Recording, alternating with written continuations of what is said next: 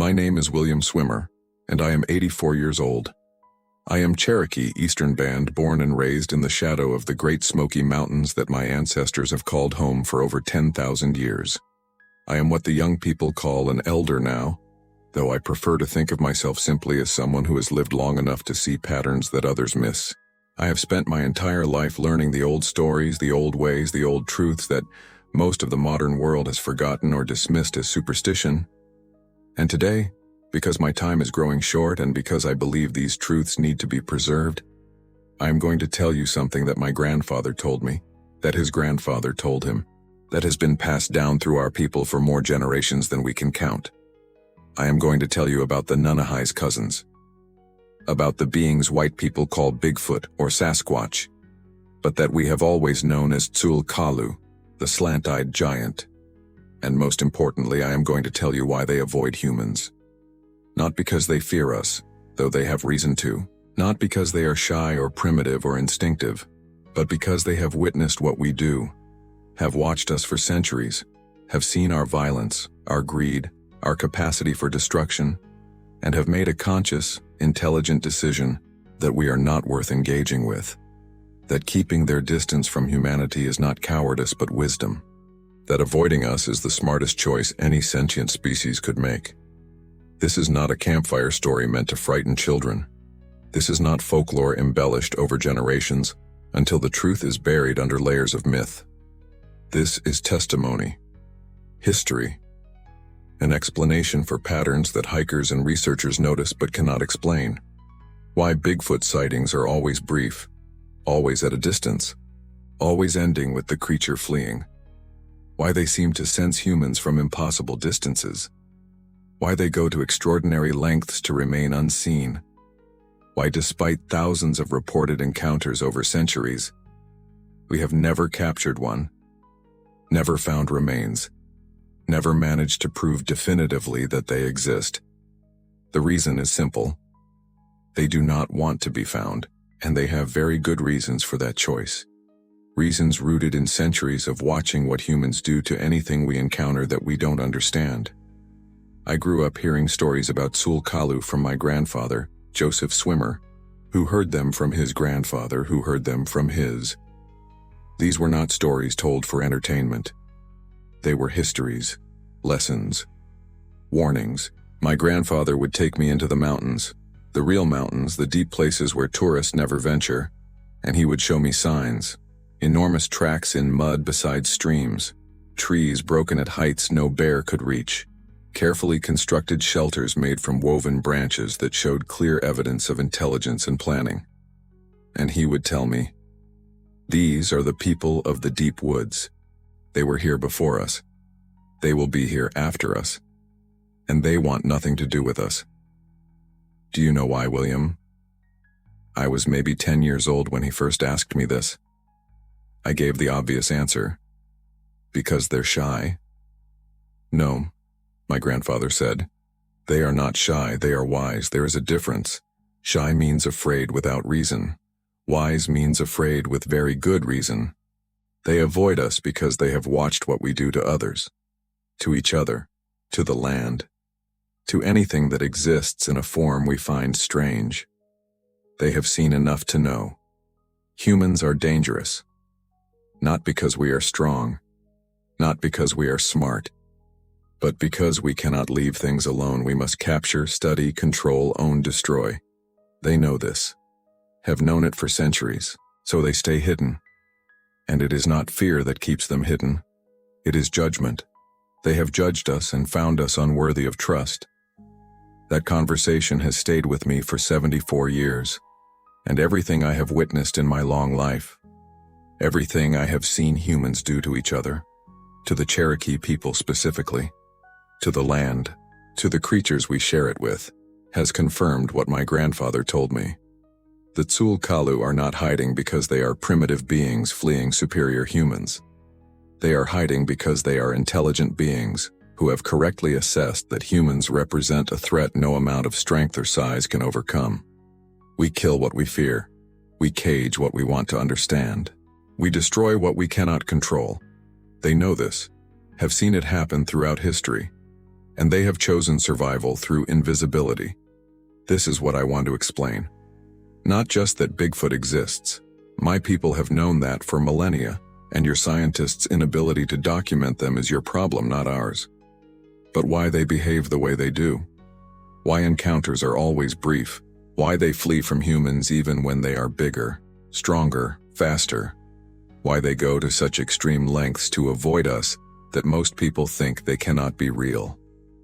The answer is not biological. It is not instinctive. It is cultural. It is a choice made by intelligent beings who have watched humanity long enough to understand what we are. And what they have concluded is this: humans are the most dangerous species on Earth. Not because of our strength, but because of our inability to coexist. Because of our need to dominate everything we encounter. Because we are smart enough to destroy the world, but not wise enough to choose not to. The Sulkalu understood this long before climate change or mass extinction or nuclear weapons made it obvious. They understood it by watching us, by witnessing our history, by seeing patterns we refuse to see in ourselves. And they made a choice. Stay away from humans. Always. At all costs. Even when it means abandoning territory. Even when it means watching their own numbers dwindle. Even when it means living in an increasingly small world as human development spreads. This is their story. The explanation for their behavior that science cannot discover because science only looks at biology and forgets to consider intelligence, culture, and conscious choice. This is why Bigfoot avoids humans in the Smokies and everywhere else. Not from fear, from wisdom born of long observation, from understanding what humans are capable of, from having seen enough of our history to know that staying hidden is the only way to survive us. My grandfather told me that the Sulkalu have been watching humans since before our people came to these mountains. That they were here first. That they witnessed the arrival of the Cherokee from the north. Watched us establish our villages. Observed us from the deep forest with curiosity but caution. And in those early days, according to the old stories, there was occasional contact. Not friendship exactly, but acknowledgement. Peaceful coexistence. The Sulkalu would sometimes approach the edge of Cherokee territory, would observe our ceremonies from a distance, would leave gifts, animal hides, medicinal plants, carved stones, at boundary markers. And Cherokee hunters who ventured deep into the mountains would sometimes find food left for them. Berries arranged in patterns, fresh water sources marked with stacked stones, evidence that something intelligent was out there watching, occasionally helping. Our ancestors respected them, my grandfather said. Called them the elder brothers, the ones who were here first. We understood they were people, just different people, with their own ways, their own territories, their own reasons for preferring solitude. We left offerings at certain places, thanked them for sharing the mountains, and they tolerated our presence because we were respectful. Because we took only what we needed, because we understood that the land was not ours to own but ours to share. This period of peaceful coexistence lasted for centuries, according to Cherokee oral history. Not perfect peace. There were boundaries that both peoples respected, places neither ventured into the other's territory, but mutual respect, recognition of shared space, the understanding that intelligence takes many forms and all deserve consideration. And then the white settlers came, and everything changed. My grandfather's voice would grow heavy when he told this part. The Sulkalu watched what the Europeans did to our people, watched them arrive with promises of peace and trade, watched those promises break, watched disease sweep through our villages, watched treaties signed and violated, watched our people forced from lands we had occupied for thousands of years, watched the trail of tears, watched genocide enacted slowly, legally, with paperwork and soldiers and justified with words about civilization and progress. And they understood. This is what humans do. Not all humans. Our people had lived differently. But these new humans, these Europeans, they were different. They did not share land, they owned it. They did not coexist with other beings. They dominated or destroyed them. The Sulkalu watched this happen to us and understood. If they do this to other humans who look almost like them, what would they do to us? To beings who look nothing like them? To beings they could classify as animals? The Sul Kalu made their decision then. Pulled deeper into the mountains. Cut off all contact with humans. Not just with white settlers, with all humans. Because they had learned that humans were too unpredictable, too violent, too prone to categorizing beings as either useful or disposable. They had seen what happened when humans encountered anything they didn't understand. Had watched Cherokee people who tried to maintain traditional ways punished, imprisoned, killed. Had watched our children taken to boarding schools to have the Indian beaten out of them. Had watched our language outlawed, our ceremonies banned, our very existence treated as an obstacle to progress that needed to be eliminated. Can you imagine watching that? My grandfather asked me, being intelligent enough to understand what was happening but powerless to stop it. Watching people you had lived alongside peacefully for centuries be destroyed by newcomers. And knowing that if those newcomers discovered you existed, they would do the same to you, or worse. The Sul Kalu made the wise choice. They disappeared, became legends.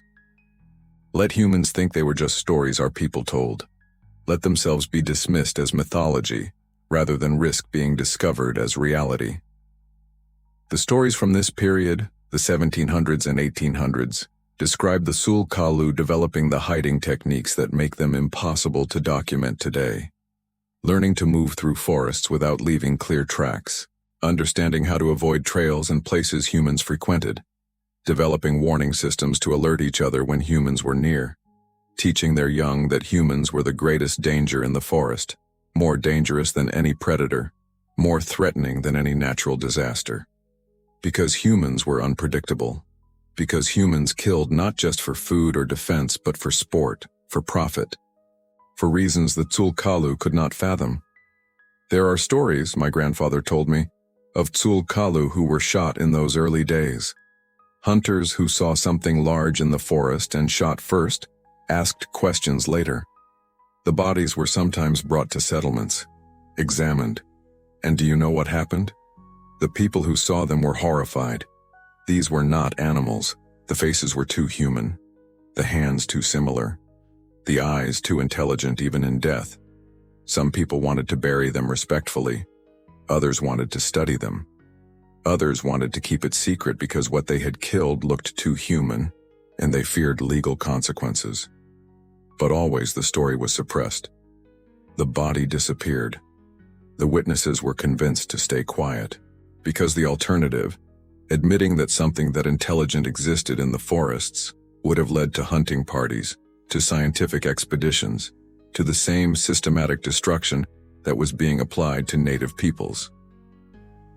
The Sul Kalu learned from these deaths, learned that even in death they were not safe, that humans would either deny they existed or would hunt them to extinction to prove they did exist. There was no middle ground, no possibility of peaceful coexistence with this new type of human who saw everything as either resource or obstacle. So they adapted, became ghosts, perfected the art of invisibility not through camouflage but through behavior, through intelligence, through making the conscious choice that being thought mythical was safer than being known to be real. And that choice, made centuries ago in response to what they witnessed happening to Cherokee people, is why your scientists cannot find them today, not because they are not there, but because they have become expert at not being found. The 1900s brought new threats that reinforced the Sul Kalu's decision to remain hidden. My grandfather lived through most of that century.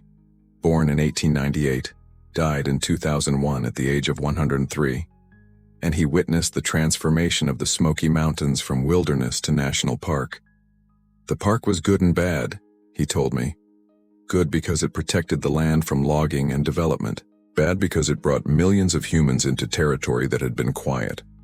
Suddenly there were roads where there had been game trails, tourists where there had been solitude, rangers patrolling areas that the Sul Kalu had considered safe. They had to adapt again, had to learn new patterns of human behavior, had to understand automobile schedules and hiking seasons and park regulations. My grandfather told me he saw them adapting in real time. He spent most of his life in these mountains, worked as a hunting guide before the park was established, then as an unofficial advisor to the Cherokee after. He knew the deep places, the truly remote corners that tourists never reached, and he would occasionally see signs, evidence that the Tsul'kalu were still there, still watching, still avoiding humans with extraordinary care. I saw one once, and he told me when I was 16. We were on a multi-day camping trip in a remote section of the North Carolina side, miles from any trail. Just once in my entire life. I was alone, sitting very still beside a stream, waiting for deer. And he came to drink. Massive, 8, maybe 9 feet tall, covered in dark hair that was almost black. He knelt by the water maybe 50 yards from me, started to drink. Then he smelled me. His head came up fast. His eyes found me immediately, even though I had not moved. We stared at each other for maybe 5 seconds, and I saw intelligence in those eyes, real intelligence. He was not afraid, I could see that. He was assessing, calculating, deciding whether I was a threat. I stayed completely still, did not reach for my rifle, did not even breathe loudly. I was trying to communicate. I am not a danger to you. After those 5 seconds, he stood, made a sound, low, complicated, not quite words, but clearly meaningful. Then he was gone, vanished into the forest so silently I could not track his movement. That was 1947. I have spent 50 more years in these mountains and never saw one again. But I know they are still here. Know they watch me sometimes. Because I find signs, trees broken in patterns, shelters that were not there before. Once I found a stone arrangement on a trail I used regularly. 7 stones stacked carefully, clearly deliberate. That was their way of saying, "We know you are here. We are still here. We remember peace. But we will not show ourselves again." I pressed him. Why did that one Tsul'kalu show himself if they work so hard to stay hidden? Because he made a mistake, my grandfather said. Probably young. Did not smell me from far enough away. By the time he knew I was there, we were too close for him to leave without me seeing. So he showed himself and assessed the threat. When he saw I was alone and not aggressive, he left peacefully.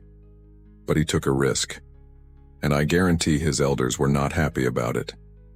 In their culture, being seen as failure is danger. They teach their young from birth. Avoid humans always. No exceptions, no curiosity, no contact. Because humans cannot be trusted. As I grew older and spent more time in the mountains myself, I began to understand what my grandfather meant. The Tsul'kalu are not just hiding randomly. They are intelligently avoiding human presence using sophisticated understanding of our behavior. They know our patterns, know that hikers stay on trails, know that tourists avoid areas without scenic views, know that most humans are afraid of dense underbrush and steep terrain.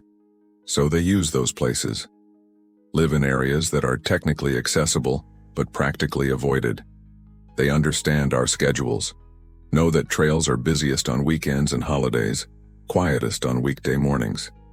They adjust their movements accordingly. They understand our technology, have learned that humans use cameras and listening devices, so they avoid areas where such equipment might be placed. This is not instinct, this is learned behavior. Cultural knowledge passed from generation to generation. The Tsul'kalu teach their young how to avoid humans the way we teach our children how to cross streets safely. It is survival education, and it works. The Great Smoky Mountains National Park receives over 12 million visitors per year. That is 12 million humans walking through Tsul'kalu territory annually. And yet clear, documented sightings are rare.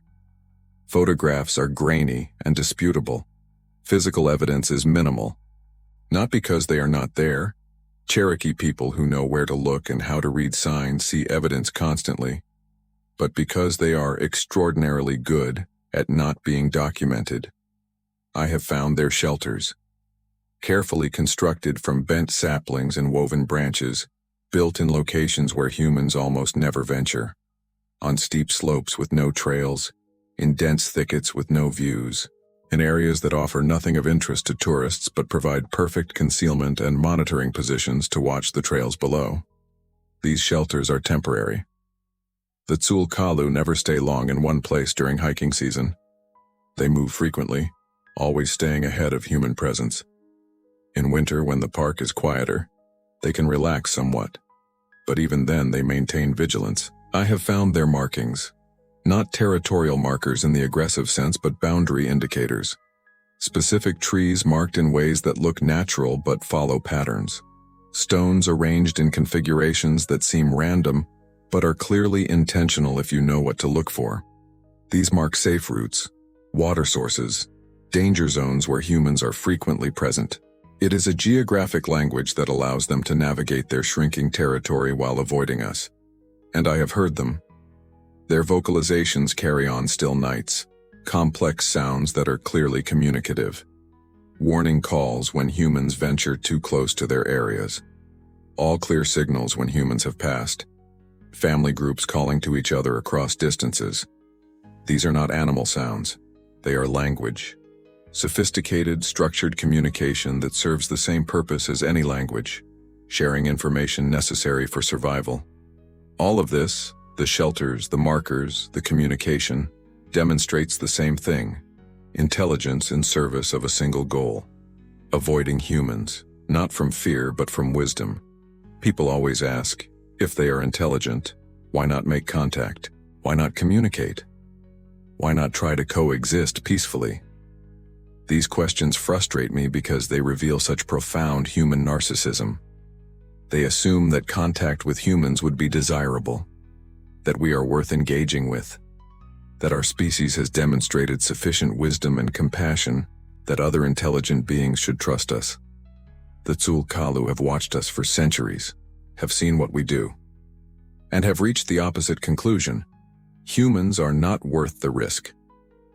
Let me explain their reasoning as it has been passed down through Cherokee oral tradition and as I have come to understand it through my own observations.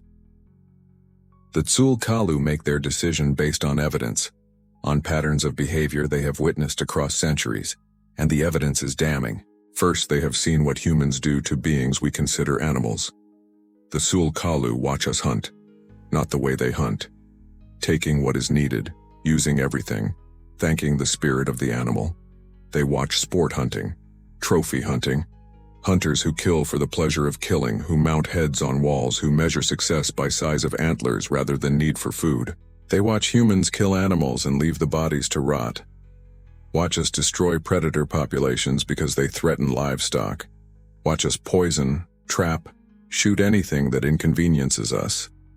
And they think, we are larger than deer, more impressive than bears. If humans hunt those animals for sport, what would they do if they could hunt us? Second, they have seen what humans do to beings we consider intelligent. They watched what Europeans did to Cherokee people, watched treaties broken, watched forced removal, watched systematic destruction of culture and language. But it is not just indigenous people. The Tsul'kalu are intelligent enough to observe patterns across human history. They have seen slavery, have seen genocide, have seen how humans treat other humans who look different or believe different things, have seen concentration camps and ethnic cleansing and religious persecution, have seen that human history is largely a history of dominant groups destroying, enslaving, or exploiting less powerful groups. And they think, if humans do this to their own species, what would they do to us? We are not human. We have no legal rights, no protection. We could be classified as animals legally while being clearly persons practically. We could be killed as pests or captured as specimens. Either way, we lose. Third, they have seen what humans do with knowledge. The Tsul'kalu understand that if their existence was confirmed scientifically, it would not lead to peaceful coexistence. It would lead to intensified search efforts, to capture attempts, to scientific study. They have watched how humans treat other primates, great apes kept in zoos, used in medical experiments, studied in labs. They have watched Jane Goodall and other researchers, even well-intentioned humans who claim to respect primates still capture, tag, study, observe. Still treat the subjects of study as lesser beings whose autonomy does not matter. and they think we want no part of that. We do not want to be gorillas in the mist, do not want to be objects of human curiosity, do not want our lives disrupted so humans can write papers and win awards and advance scientific understanding. Our existence is not a mystery for humans to solve. It is our life to live, and we choose to live it without human interference. Fourth, and perhaps most importantly, they have seen what humans do to habitat. The Tsul-Kalu watch forests shrink, watch development spread, watch roads cut through wilderness, watch pollution poison streams, watch climate change alter the seasons and shift the territories of prey animals. They understand cause and effect, understand that human activity is destroying the world that sustains all life. And they think these beings are destroying their own home, destroying the air they breathe and the water they drink. They are intelligent enough to understand what they are doing, but not wise enough to stop. Why would we trust such beings? Why would we expect them to protect us when they cannot even protect themselves? This is not paranoia. This is not prejudice. This is rational assessment based on evidence. The Tsul-Kalu have watched humanity for centuries and have reached a data-driven conclusion. Humans are dangerous. Not because we are individually evil. They understand that individual humans vary, that some are kind and some are cruel. But because collectively, systematically, as a species, we are destructive. We cannot coexist, cannot share, cannot leave things alone. We must study, catalog, control, own, or eliminate everything we encounter.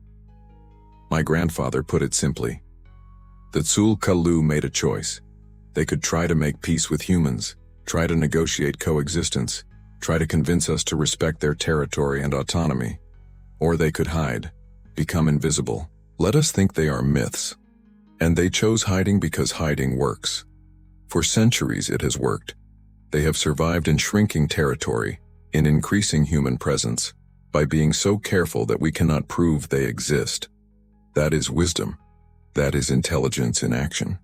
They assessed the threat, developed a strategy, and executed it so successfully that most of your people think my people's stories are just folklore. That success keeps them alive. Why would they abandon a successful strategy to pursue contact with a species that has shown itself to be unworthy of trust? People say, but if we knew they existed, we would protect them. We have endangered species laws. We have protections for intelligent life. My response is always the same. You have those laws because you need them. Because your default behavior is to destroy what you discover. You need legal frameworks to prevent your own worst impulses. And even with those frameworks, you fail constantly. Species go extinct under your protection. Indigenous peoples lose land despite treaties. Your laws are words that you violate whenever convenient. Why would the Tsul-Kalu trust words when they have centuries of evidence that human words mean nothing? They would not, and they do not. And so they hide, intelligently, deliberately, choosing invisibility over risk, choosing silence over engagement. That is why Bigfoot avoids humans, not from fear, from wisdom. I am 84 years old now. I have spent my entire life in these mountains, learning from my grandfather, watching the patterns he taught me to see, understanding the truths that most people dismiss. And I have come to agree completely with the Tsul-Kalu's assessment. They are right to hide, right to avoid us, right to choose invisibility over engagement. Because I have watched what humanity does, have lived through most of the 20th century and into the 21st, have seen us split atoms and poison continents, have seen us develop technology beyond imagination while our wisdom remains stunted, have seen us connect globally through internet while becoming more divided, have seen us learn everything about how the world works while forgetting everything about how to live in it respectfully. The Tsul-Kalu were right about us, have always been right, and that is the truth I want to preserve before I die.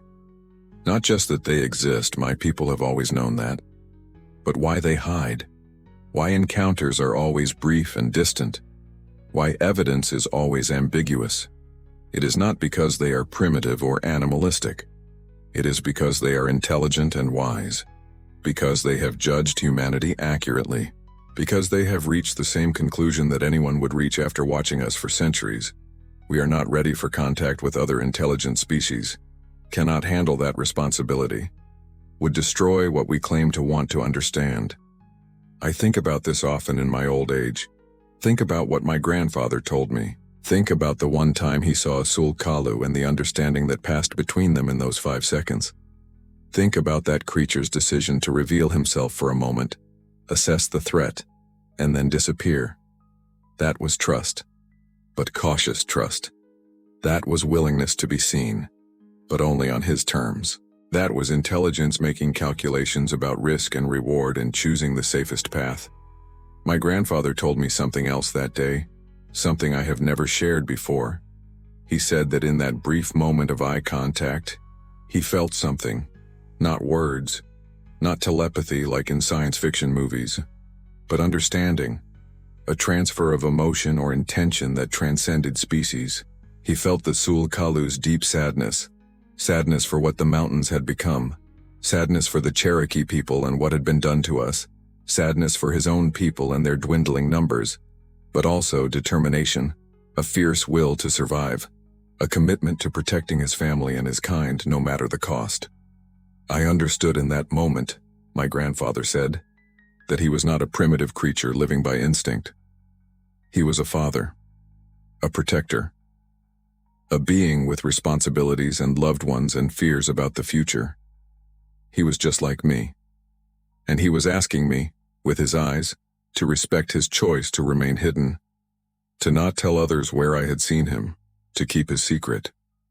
And I gave him my word, silently, with my eyes, and I kept that word until the day he died and his people moved from that territory.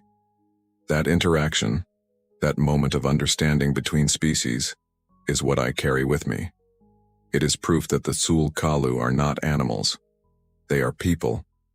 Different people, yes, but people nonetheless, with families and communities and culture and conscious choices about how to live their lives. And they have chosen to avoid us, have chosen to sacrifice open existence for hidden survival, have chosen to let us think they are myths rather than risk what would happen if we knew they were real. I have been asked many times by researchers, by cryptozoologists, by curious people from outside, can you prove they exist? Can you show me evidence? Can you take me to where they are? And my answer is always the same. No, not because I cannot. I know where signs are. I know where they move. I know places where patient observation might yield a distant glimpse. But I will not show you. Because doing so would violate a trust, would betray beings who have chosen invisibility as survival strategy, would make me complicit in exactly what they are trying to avoid: human attention, human interference, human disruption of their lives. The sulkalu have a right to privacy, have a right to live without human observation, have a right to exist in peace without being documented or studied or proven. These rights are not granted by human law because human law does not recognize them as persons. But morality exists beyond law. Ethics exists beyond what is legal. And ethically, I believe beings who clearly demonstrate intelligence and culture and conscious choice deserve to have their choices respected. They have chosen to remain hidden, to avoid humans, to live their lives away from our scrutiny. I will honor that choice even though it means others will dismiss them as folklore. This is what I tell young people who ask about the old stories. The sulkalu are real. They live in these mountains still. But they are not curiosities for you to discover, not mysteries for you to solve, not evidence for you to collect. They are people living their lives, and they want nothing from you except to be left alone. If you truly respect them, if you truly value their intelligence and their right to exist, then you will do what they ask. Stop looking for them. Stop trying to prove they exist. Stop treating their existence as a puzzle to be solved or a prize to be won. Let them live in peace. Let them remain invisible. That is what they want. That is what wisdom demands. But I fear this message will not be heard. Fear that humans are constitutionally incapable of leaving mysteries alone. We must explain everything, must document everything, must bring everything into the light even when darkness is what is needed for survival. I read about researchers using drones with thermal imaging, about audio recording equipment planted in forests, about DNA analysis of hair samples, about ever more sophisticated technology deployed to prove Bigfoot exists. And I think, you are forcing them into smaller and smaller territories. You are making hiding harder and harder. You are slowly eliminating their ability to remain invisible. And when you finally succeed, when you finally get your proof, you will discover that what you have won is the opportunity to destroy another intelligent species, because that is what humans do with proof. We use it, exploit it, turn discovery into dominance. The Tsul'kalu know this, have always known this. That is why they hide so well, why they have perfected invisibility across generations, why they teach their young from birth. Humans are the greatest danger. Avoid them always. Trust them never. Not because individual humans cannot be good, but because collective humanity is destructive. Because human systems consume what they claim to protect. Because human knowledge becomes human control and human control becomes extinction. I am old now. Will not be here much longer. This testimony is my attempt to preserve what my grandfather taught me. To explain why Bigfoot avoids humans in the Smokies and everywhere else. Not from fear. From wisdom. From having watched us long enough to understand what we are. From having judged us accurately and found us unworthy of trust. They have earned their invisibility. Have earned their peace. Have earned the right to exist without human interference. If you take only one thing from this testimony, let it be this. Respect their choice. Stop searching. Stop trying to prove. Stop treating their existence as your discovery to make. Let them live in the shadows they have chosen. Let them remain the elder brothers who were here first and who have earned the right to privacy through centuries of suffering our presence.